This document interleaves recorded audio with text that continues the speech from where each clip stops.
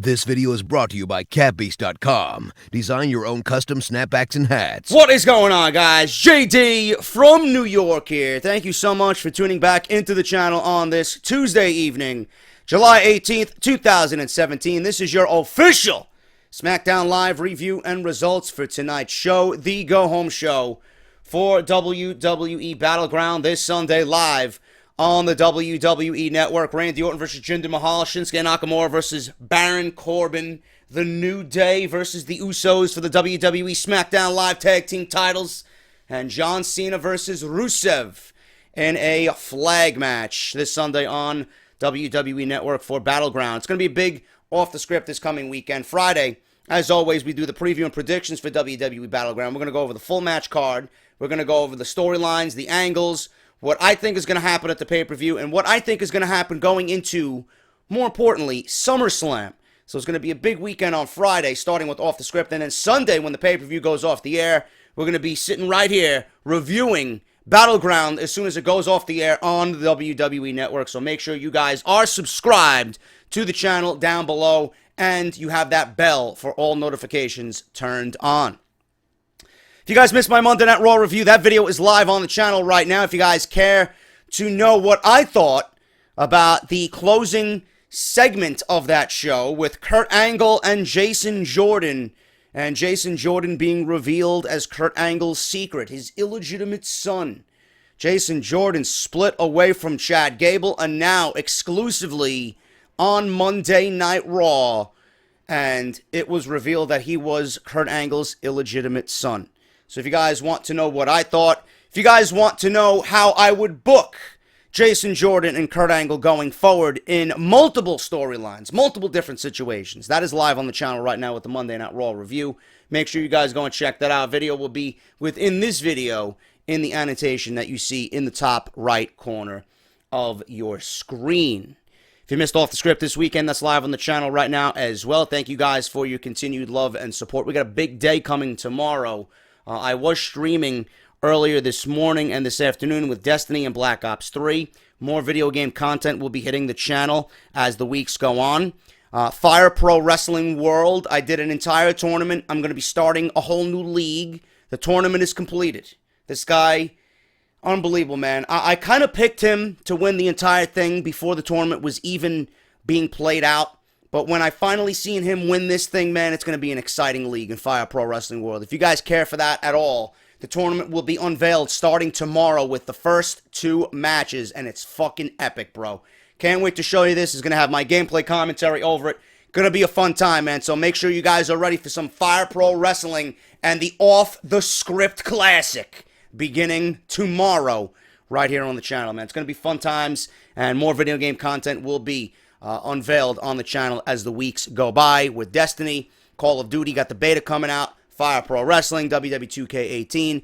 Gonna be some good stuff, man, so keep an eye and an ear on the channel moving forward in the coming months.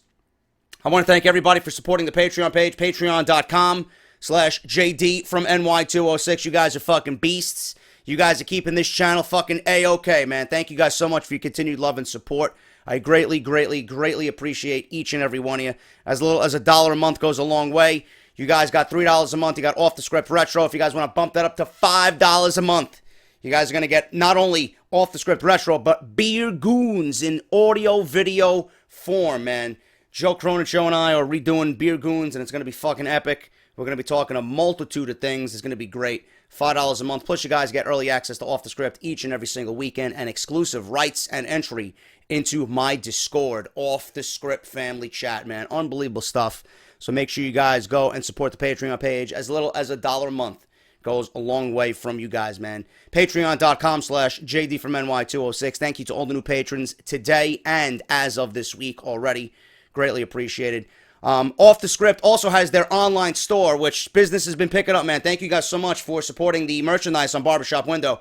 barbershopwindow.com/offthescript. Use the coupon code JD17 at checkout. Get your shirts today, man. 20% off anything on the store. So if you guys want stuff for SummerSlam, do it, and do it immediately, man, before that coupon code wears away. JD17 at checkout on barbershopwindow.com/offthescript. And also, Everybody listening today, that is a new listener. And if you have not subscribed to it already, Audible is giving you guys 30 days free to try their service out with one free audiobook of your choice. All you have to do is use our unique link, audibletrial.com/offthescript. Enter the appropriate information, choose your free audiobook, and you are directly supporting this podcast, man. So thank you guys so much.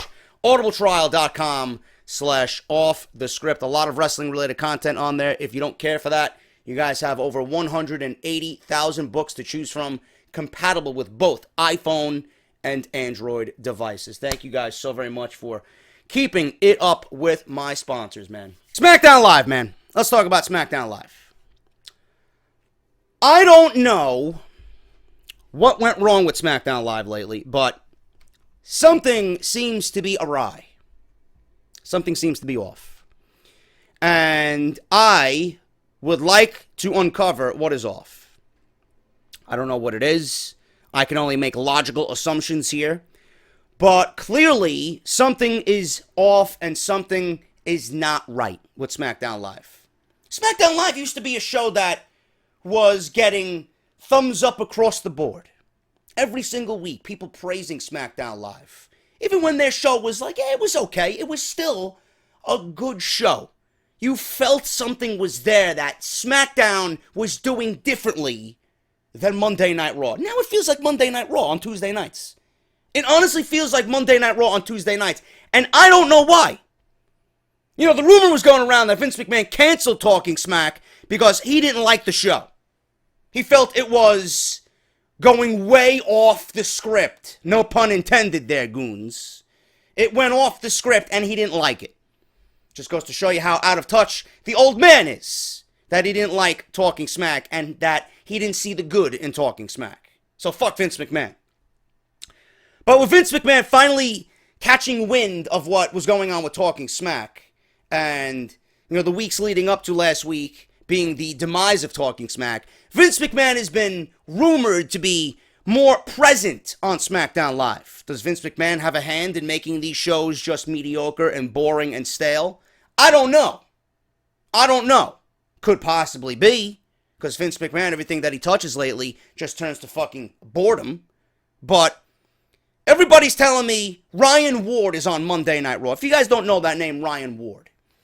Ryan Ward was the head creative writer for NXT, when NXT was just producing just great television. You know, it's back to producing great television. If you guys are not watching NXT, you really should. I review it every week. I love it. I never miss NXT. So I think Ryan Ward was promoted from NXT to SmackDown. He was working exclusively as the head writer for SmackDown, and when he was doing it by himself, I think SmackDown was at its peak. SmackDown was at its peak. You go back to that last SmackDown of 2016. Go back on the network and watch it. They booked that show like a goddamn fucking pay-per-view. They booked it like a pay-per-view. Because in the beginning of December, they had TLC. SmackDown Live had all those weeks to go through till they got to the end of January.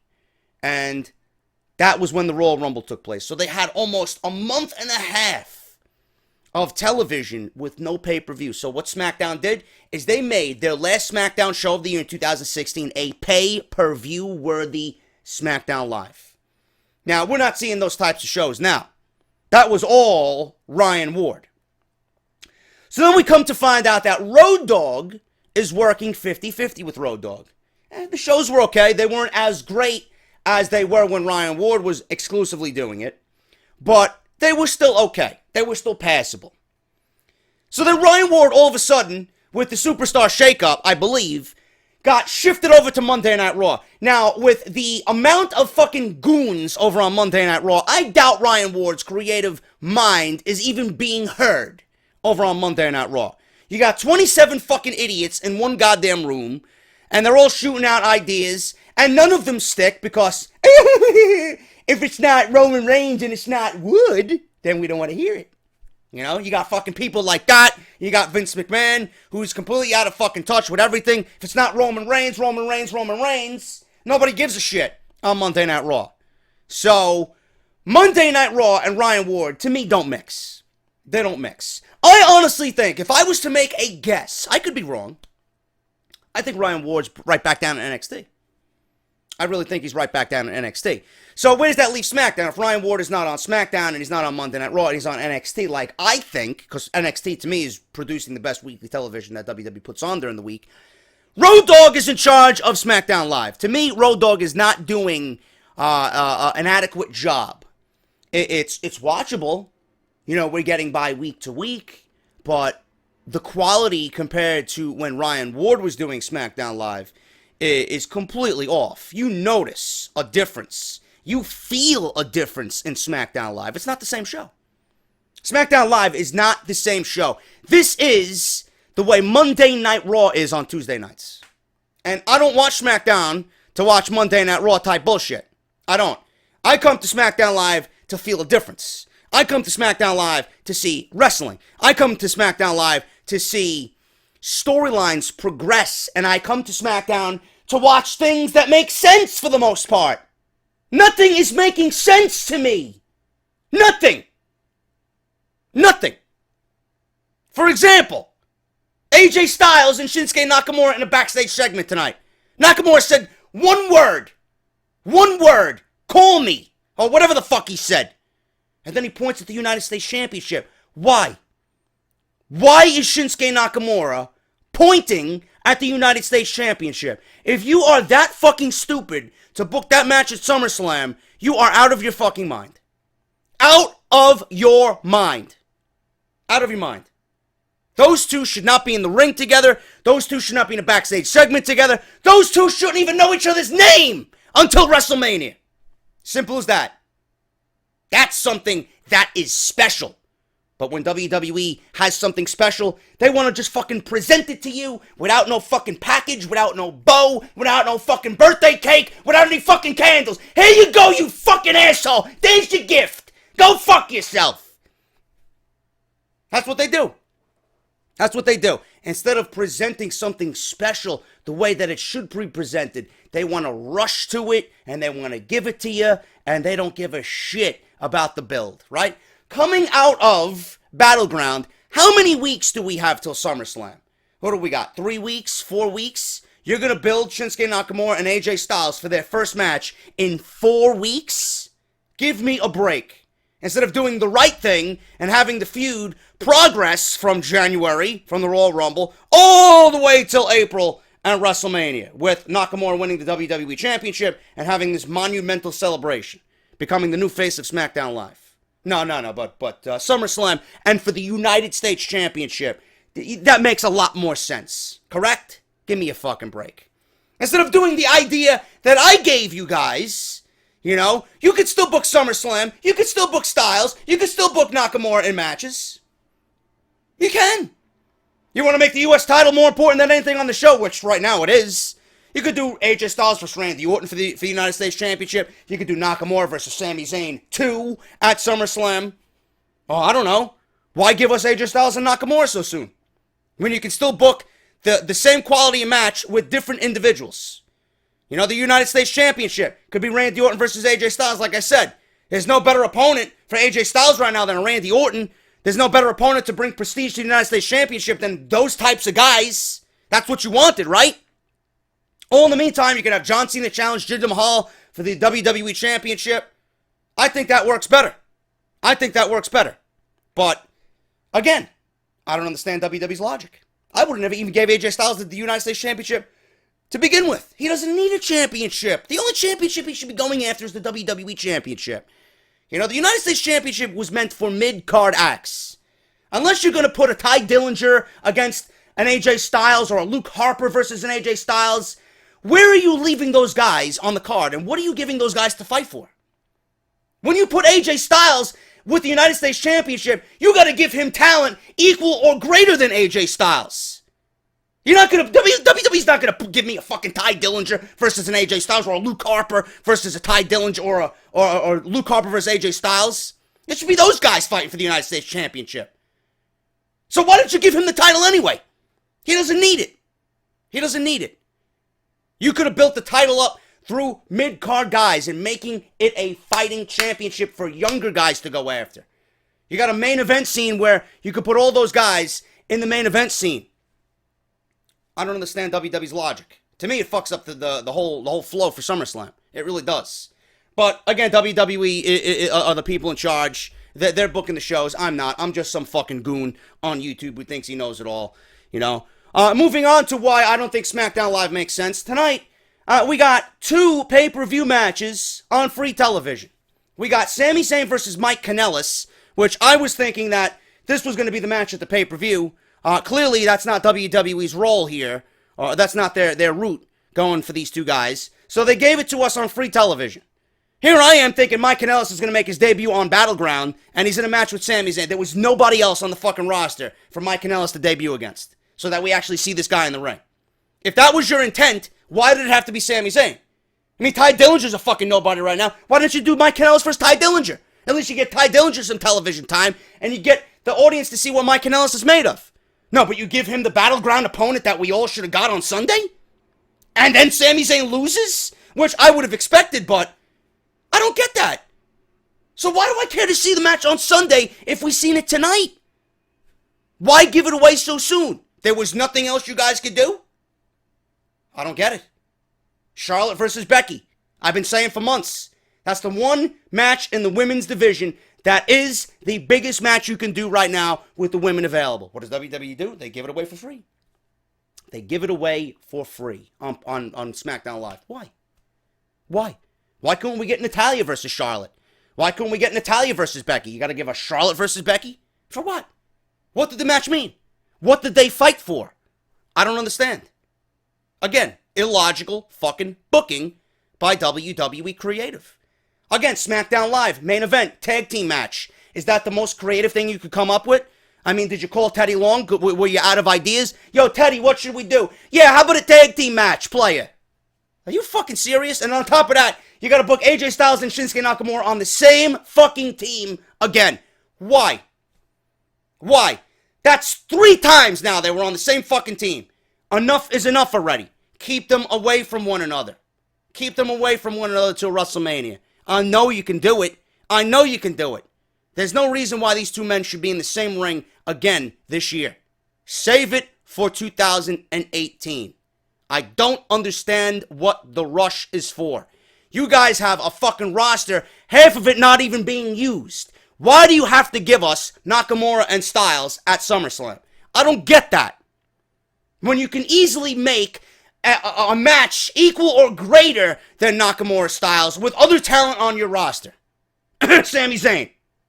Like they didn't give us a great match last year. Like they wouldn't be able to duplicate that again in Brooklyn this year. Are you fucking out of your minds? Are you out of your minds? Give me a fucking break. This show has no flow.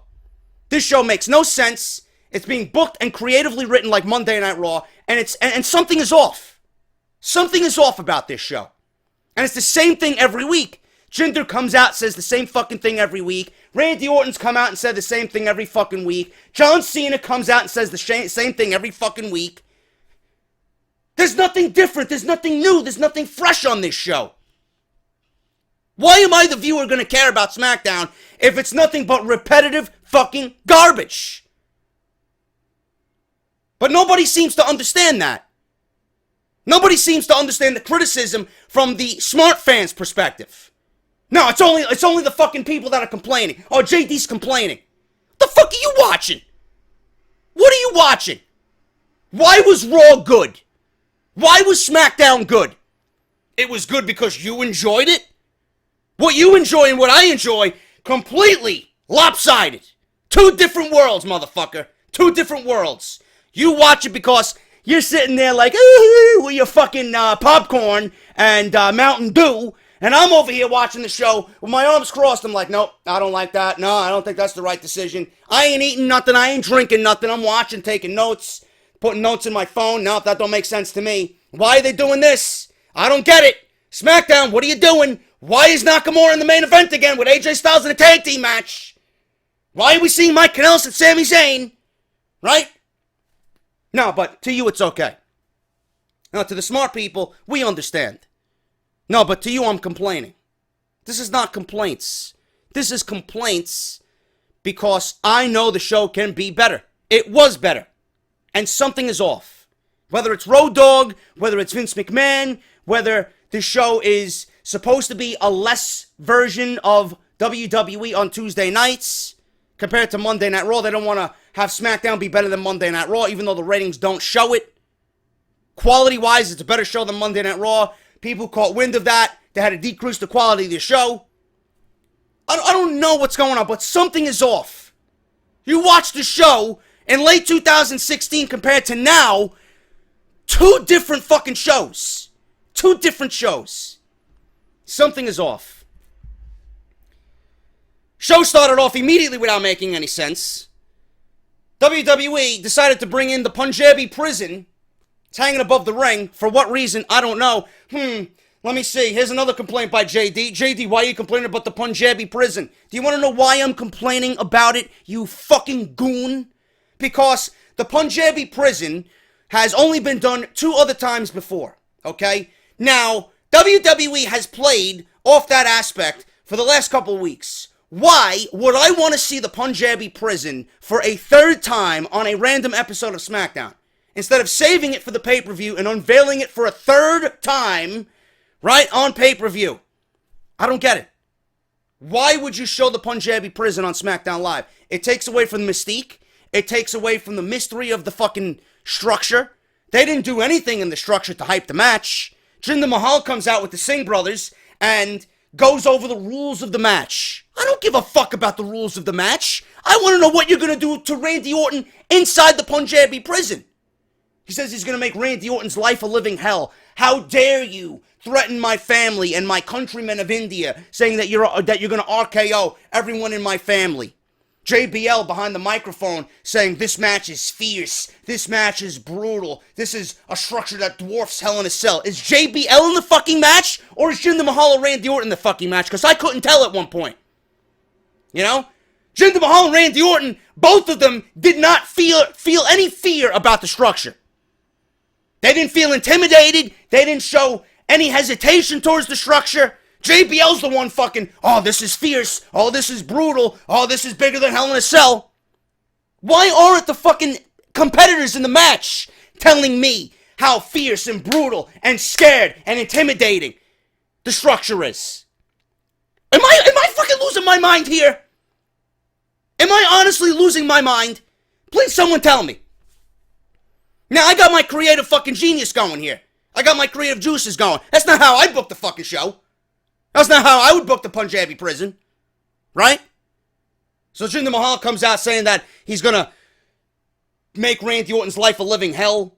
Right? Jinder said the structure will be the final resting place of Orton's legacy. Ooh. Jinder Mahal, right? Here's the WWE champion for 3 fucking months. Has done absolutely nothing with the title. And then I got people coming at me, oh, you're a hater. What am I a hater about? Well, you can't handle the fucking truth? Jinder Mahal's a fucking bum. Guy's a jobber. You know? Jinder Mahal's done nothing to enhance the WWE Championship. Because believe it or not, you fucking clowns, if Jinder Mahal was so great as WWE Champion, the WWE Championship would be the last thing that we see on the show. You know what the last thing we see on the show is? The United States Championship. So AJ Styles, clearly much more superior athlete than Jinder Mahal, and he's carrying around a United States Championship that right now is much more superior than the WWE Championship. Why is that? Why is that? Because AJ Styles makes the title greater than it is. Jinder Mahal, he makes the WWE title look like shit. And by that aspect alone, Jinder's a failure. If Jinder was so great, with AJ Styles holding the WWE United States Championship, Jinder should at least be equal to AJ Styles. He is not. Jinder's at the bottom of the barrel, AJ's at the top of the fucking mountain. There's no way anybody can justify Jinder Mahal being the WWE Champion right now. The guy is a fucking joke. The guy's a joke. He hasn't done anything for the title hasn't done anything for him, and he's still the same Jinder Mahal that I know from earlier this year. A fucking jobber. This is a failure. And the Jinder Mahal experiment needs to be ended. I would not end it with Randy Orton because I can't even stand Randy Orton in his current inception right now. Blandy Borton. Guy's a fucking joke in himself. He's fucking terrible as a babyface. He's terrible. Have the title be shifted to John Cena and then give it to Baron Corbin. We need new blood. We need new blood. I think it's time for a cash-in really, really early this year. Really early. Oh, but JD, Jinder Mahal's only had Randy Orton as an opponent. It doesn't matter who the fuck his opponent is. I could be Jinder Mahal's opponent. It doesn't matter. He's done nothing for the WWE Championship. Nothing. And if you guys don't understand that, maybe you should start listening to the words that I fucking tell you each week. You'd become a little bit smarter. Jinder's a joke. This match is a joke. This feud is a joke. His title reign's been a joke. Jinder Mahal is not a believable champion. Outside of his ring entrance, the man has nothing. It doesn't matter who he's in the ring with. Randy Orton is Randy Orton. Babyface or heel. Randy Orton's one of the best in the WWE when the fucking bell rings. You put him in a big match situation, Randy Orton's gonna deliver 10 times out of 10. It doesn't matter who's in the ring with Jinder Mahal. He sucks. He sucks. Oh, Randy Orton's title reign wasn't any better because Randy Orton's title reign got devoured by shitty fucking SmackDown Live booking. They rushed through the Bray Wyatt bullshit, House of Horrors. They ended it very abruptly. They moved Bray Wyatt to Monday Night Raw. Bray Wyatt should have never even lost the WWE Championship. In fact, Bray Wyatt should still be the WWE Champion. No, but I don't know what I'm talking about. Give me a fucking break. Going over the rules of the fucking match. Only way to win is by climbing out bolt structures. The most important rule is that there are no rules. No DQ, no countout. He said there is no escape for Randy Orton. He will smash Orton's face against the prison walls until his face matches the ugliness of the nation that he represents. Orton walked out, started to climb the cage, and he just goes over the fact that he has nothing to lose, that Jinder has the weight of 1.3 billion people in India on his shoulders. He's got the WWE Championship to lose. He's the 50th WWE Champion ever, which never should have been, right? He asks what he'll do when those 1.3 billion people in India consider him a disgrace. I don't need to know what the 1.3 billion people in India consider Jinder Mahal. I know for a fact that Jinder Mahal is a failure. I know that already. I don't need to fucking reference India to ask them what they think of Jinder Mahal. As he climbs the cage, he says, "This will be the view on Sunday when I leave your jacked up ass for dead in that ring." Jacked up ass. Are they referencing Jinder Mahal's steroid abuse? Is that why they mentioned the word jacked up abuse? Huh? Jacked up ass? I'm gonna jack up your ass? Dead in that ring? What is that about? Did they reference Jinder Mahal cheating the system to get himself a WWE title reign? Right? Because he knew Vince McMahon as soon as he laid eyes on him? Oh, jerking off right there in the hallway over Jinder Mahal's new physique. Give me a break. This match is absolutely fucking disgusting. This feud needs to end. It needs to go away. Punjabi Prison or not. I would have never had the structure on SmackDown Live. They didn't even sell the match. They did nothing. They didn't fight. They didn't touch. All we heard was rules, and we heard fucking bickering that we've heard for the last 3 months about these guys. But the structure was there. Instead of keeping the mystery and the mystique of the structure till Sunday, they want to unveil it on SmackDown Live. So now I'm going to see the structure for a 4th time. Twice in 2 weeks. No, but I don't know what I'm talking about, though. Jimmy Uso with Jay versus Kofi Kingston. Obviously, he had Big E and Xavier rated R Woods over here tonight on SmackDown Live. Uso wins in 8 minutes. Jimmy Uso was on the ring apron. He distracted Kofi Kingston. That got the attention of the other New Day members on the outside. Kofi shouldered him in the chest and then leaped off the top rope with a crossbody. And then Jimmy rolled through with the pinfall. So after the crossbody, we had Jimmy Uso roll through and reverse the crossbody, and he pinned him 1, 2, 3. All this tag team title feud has done was give us singles matches with Jimmy and Jay Uso versus a revolving door of New Day members. It's not going to get me excited for a tag team title match. Yeah, they had a good match at the last pay-per-view. Hopefully they'll have a good match on Sunday night. But I'm already over this feud as well. But there's no tag teams on SmackDown Live, being that you want to fucking break up American Alpha. They broke up American Alpha. Who the fuck is there? There is nobody else on SmackDown Live. Literally nobody else on SmackDown Live in the tag team division. At this point, I don't even know why you have 2 tag team titles. I don't. I mentioned this on Monday Night Raw. What is the purpose of having 2 sets of WWE tag team titles? I don't get it. I don't get it. Didn't build up a match to me, but we're going to get one on Sunday. Shane McMahon stood in between 5 women on a normal night. That's usually a fucking good evening. On this night when you got fucking, I am the Queen of SmackDown Live, Natalya, I want Lana.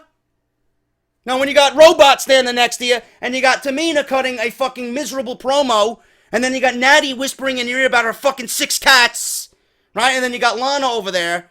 It's okay. Lana, I'll take Lana and Becky, but those other 3, please, get the fuck out of my sight. Get out of my sight, please.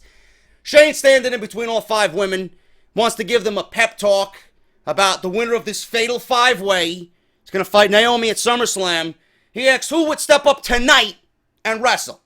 So Charlotte wants Lana, and then Becky wants Lana, Natalya wants Lana. I'm guessing Lana is easy. I'm guessing Lana is easy, being that she hasn't collectively had more than fucking 2 minutes combined in 3 matches with Naomi. Tamina comes out and says, nobody is fighting Lana tonight. That was that. So Becky says, I want Lana, and she does that little teacup thing, right? Clanking of the teacups. Natalya says no to Becky, but she's like, you know what, Shane? How about we do Charlotte versus Becky tonight for SmackDown Live? So I don't get why we got that match. Like I said, that's the biggest women's match you could possibly do right now on SmackDown Live. We get it for free on WWE television. So I didn't care for the segment. I don't really care for the Fatal 5-Way. And I'll tell you exactly who I think is going to win when we talk about the Women's Championship match later on in this review. We had the announcement again of Kurt Angle, and obviously with Jason Jordan being revealed as Kurt Angle's illegitimate son, Renee Young interviewed Chad Gable. She asked Gable if he had a heads up that this was all happening. No, and a little heads up would have been nice. This didn't change Jason and Kurt's life. It changed my life as well, he says. Jordan did call him after Raw. His life changed when he watched Raw. He said obviously to him that Jordan was being distant in recent weeks and their travels, and now he understands what he's going through. So then Renee asked him what all this meant to Chad Gable. Gable said that they accomplished a lot together.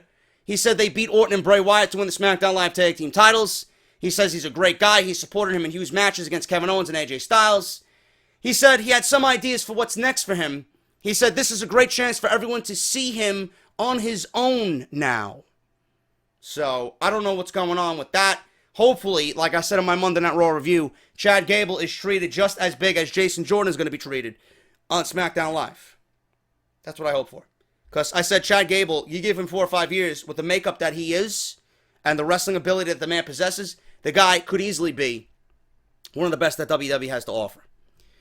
Mike Kanellis versus Sami Zayn. This one went 6 minutes. The power of love is here to stay. Mike Kanellis gets a big win in his debut over Sami Zayn. Maria came into the ring, protecting Mike, as she had a very, very short skirt on, so Sami Zayn got distracted by that.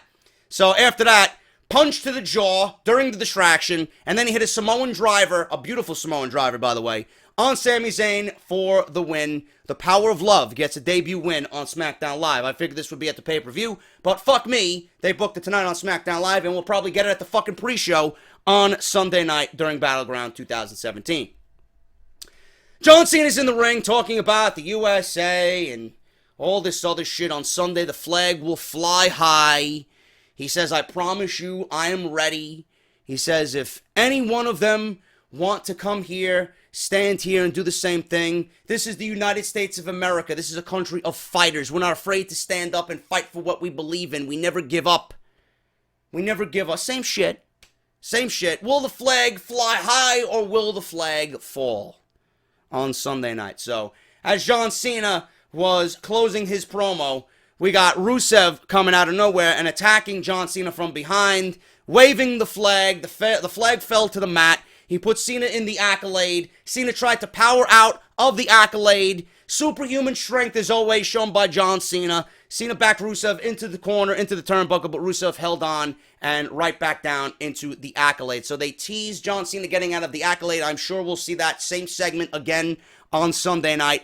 But Rusev, after he got the Accolade on John Cena, he waved the flag high for his country of Bulgaria on the stage as his music played.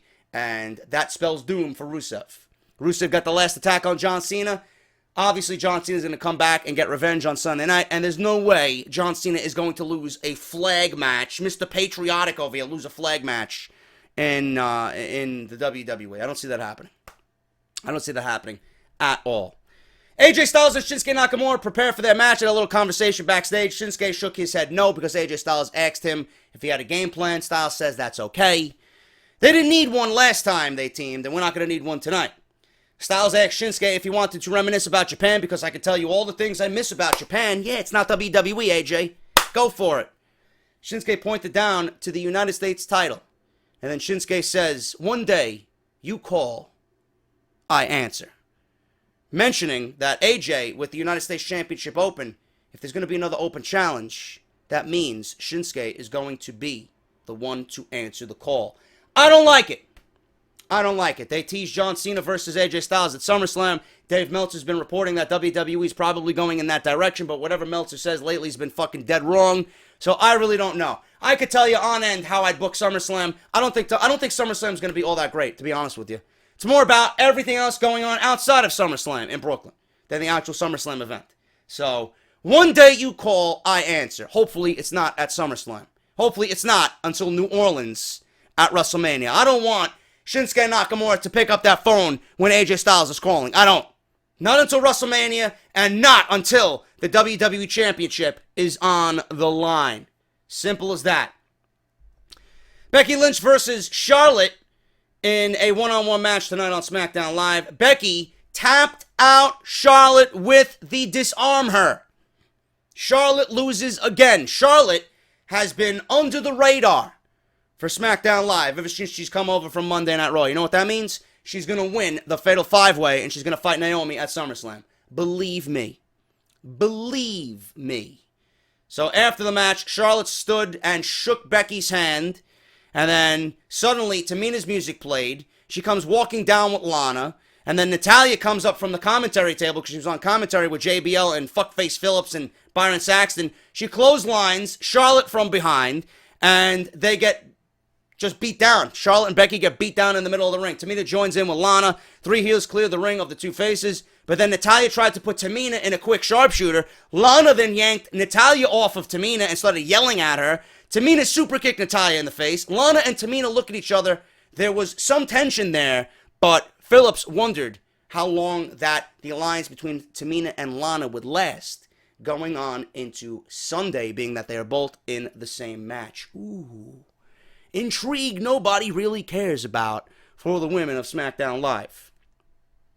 Renee Young interviewed Naomi backstage. She says whoever wins at Battleground could lead to her toughest challenge yet at SummerSlam. Yeah, it's going to be Charlotte. Unless Lana wins, she says. Another great way to bury Lana. She ain't winning. So then in comes Carmella with the Money in the Bank briefcase.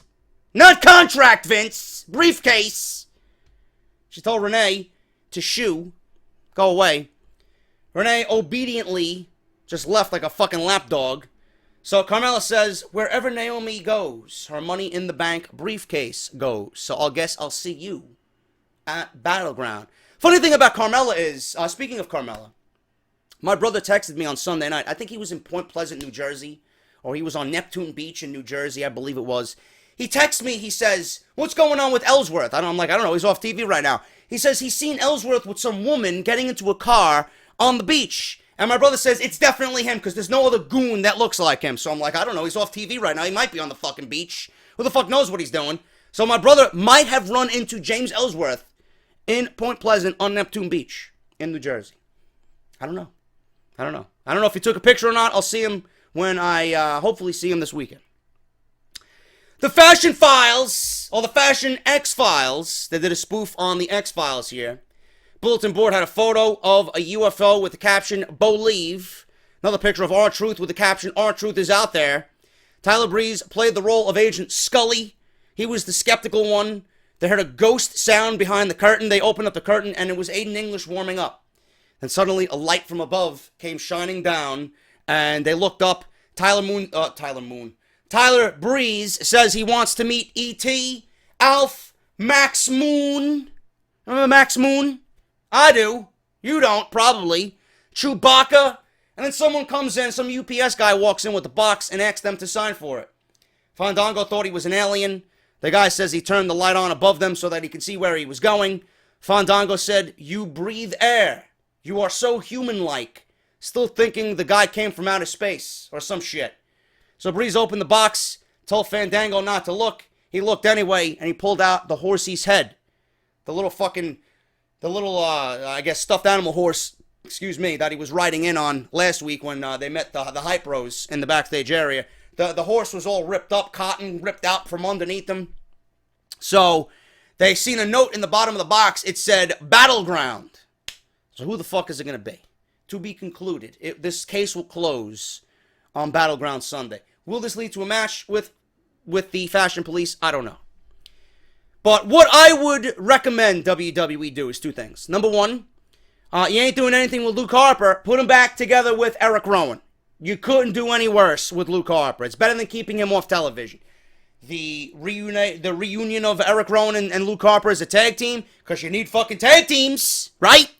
So what about that? You ain't using Luke Harper. It's better than just fucking sitting them back in catering. Put them together. Have them be the ones, the maniacal ones, to rip the head of the horse from Tyler Breeze and Fandango to mutilate this fucking stuffed animal horse. Have them go together and go in a tag team match with Breezango. Or WWE signed Crazy Steve from TNA. WWE had Eric Rowan debut this clown gimmick at recent house shows several months ago following WrestleMania. So if Eric Rowan is debuting a clown gimmick and Crazy Steve was a psychotic clown with Abyss in TNA before they became Global Force Wrestling, I would love to see Eric Rowan and Crazy Steve together as a tag team. I think that would be fucking great. They would be the maniacal ones behind all these fucking, Breezango's office being destroyed and the stuffed animal being fucking ripped to shreds. I like that. What about that idea? If not, get Luke Harper back on television. Do something with the fucking man, because I'm hearing he's tired of the fucking grilled chicken with mashed potatoes that Titus Catering Worldwide has been offering. So, get them on television. Please do something with your talent instead of wasting them away on SmackDown Live and Catering. Styles, Nakamura, Corbin, and Kevin Owens. So, this was the main event.